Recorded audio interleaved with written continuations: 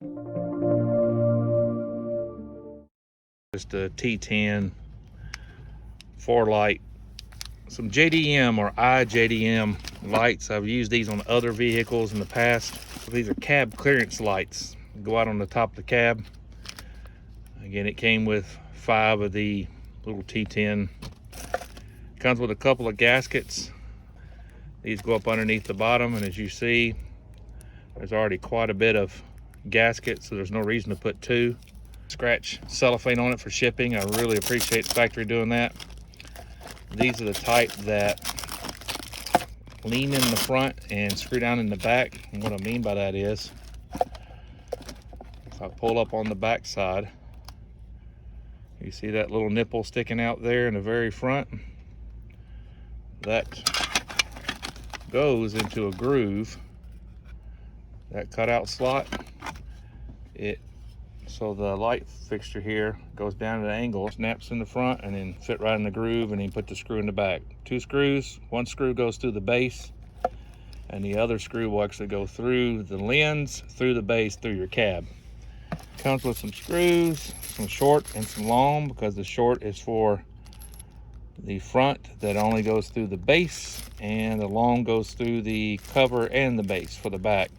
These lights will go front of the truck, back. You have these 2 rain gutters here.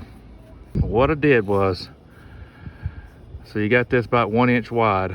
I measured from this side of this rain gutter here, and I measured all the way to the other side. So I took the measurement across this cab. It's the F350 1999, and it is 46 inches. I had my son help me hold it on the other side. So it's 23 in between this edge, not this side. From this side to the other, it's 23 inches is our dead center.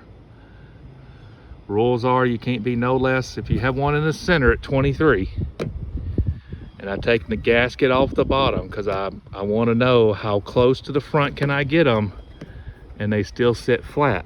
Right now, it's not. It's still rocking. So I took it back just a little bit. Got a little rock. Very little rock. So that's how far I've got it back. Somebody might say, yeah, that looks cheesy. I wouldn't do that. I would follow the curvature of the roof. Well, if I did, you've got a very serious rock when you come down to the front. So if I took it back and just left a little bit and actually put 2 of them gaskets underneath it, that might be the reason why they do that. So I want it 23 inches. Then I put my second one 8 inches away from that to the center. And then this one that's gonna go away over here, 3 inches from this edge to the center. So my other light's gonna be way over here. So that'll give me 1, 2, and the center light. So again, the center one's gonna be on 23. The center of my next one's gonna be 8 inches. So just want everybody to see some of the measurements and what I did. From the center one, you can't be any closer, according to Tennessee Department of Transportation rules. I cannot have the next light any closer than 6 inches center to center from the center one. So the center one, you can be minimum of 6, I think it's up to 12 inches. So in between 6 inches and 12 inches, the center of the next light that's over. I didn't like 6, it looked too close. So I moved it out to 8 inches. And then I scooted this one as far as I could, in reality, to keep it from being in this gutter here. I do have a little bit of room over here on the very side. I thought that'd look absolutely stupid. So I can get it pretty close here with a 3 inches. So that was my thought process and how I did it. We've got to hook up our wiring harnesses here. Of course, they come with short leads on them, which is no problem. Make myself a wiring harness. And on the last one, that's closest to my driver door over here, I'm going to take this one and make me a long wire on it so that it can come down my pillar and come down here and wire into my headlight switch. So what it is, it pulled me a painter's tape across the top. I drew my center line at 23 inches from this rain guard, the rain guard below you there. I then drew out center, went out 8 inches, drew a center 2 inches off the rain guard on both sides. Then I set down, I just took and put my center line, taught me a couple of Sharpie, drew the center of it so I'll know where to drill through a 7/8 hole here to get my light fixture cord up through here. Well, again, I'll just take and that's all I'm gonna do. What I'm gonna do is I'm gonna push it, the first one up through. I just found something there that I can just put through it to keep that from falling back through the hole. Pull it down on the headliner just so I can pull the harness across a little bit.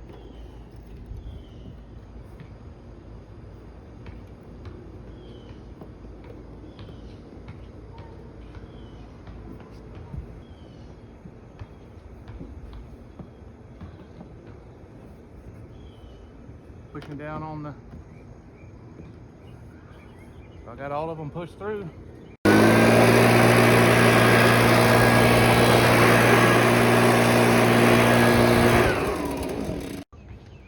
So I got myself a 3/32 drill bit. I'm going to be using number 8 screws. I went ahead and got my own. They're stainless. I had to have a long one for the back and a short one for the front. So I'm using an inch in the back and a 3/4 inch in the front. So I'm gonna pre-drill these holes. Once I show you guys what I'm doing on this one, we'll just be duplicating for the other ones. And I'm having to halfway stand on the windshield, so it's a little bit slower. I'm gonna go very slow.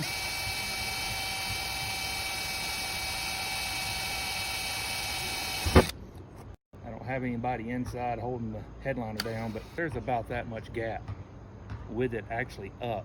The roof is curved up, so there's quite a bit of surface in between.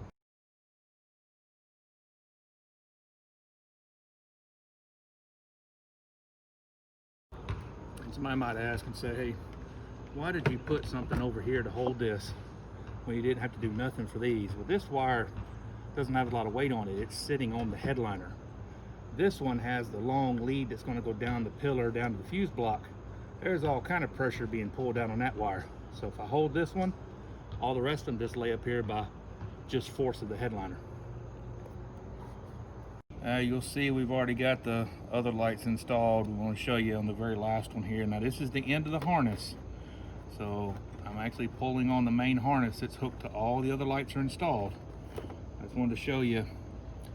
So I'm using number 8 1-inch stainless and number 8 3/4 inch stainless. They had a number 10 and it looked like a number 6 screw in it. I didn't want to drill multiple holes, so I got my own hardware. I got the fixture. It comes with many of these. I could end up putting 2 of them stacked on top of each other. Poke out the holes. That goes over everything here. The fixture goes over, but I'm going to pull this up first. This is the sucky part.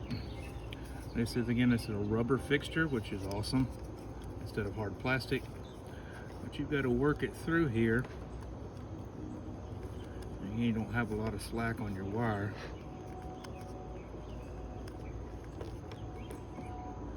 Once you get it through, you just take and turn the fixture. Turn that grommet around to where it's offset of the holes it entered through, so now it won't fall back through. So now I'm all good to go ahead and set it over, find my holes, and put it in.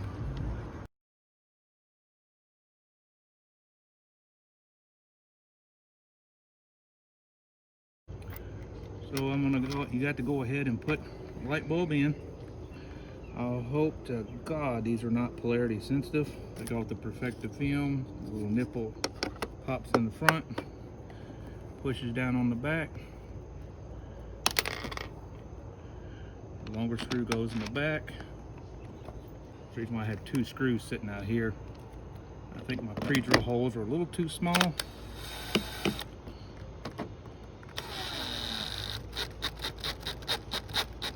Be careful.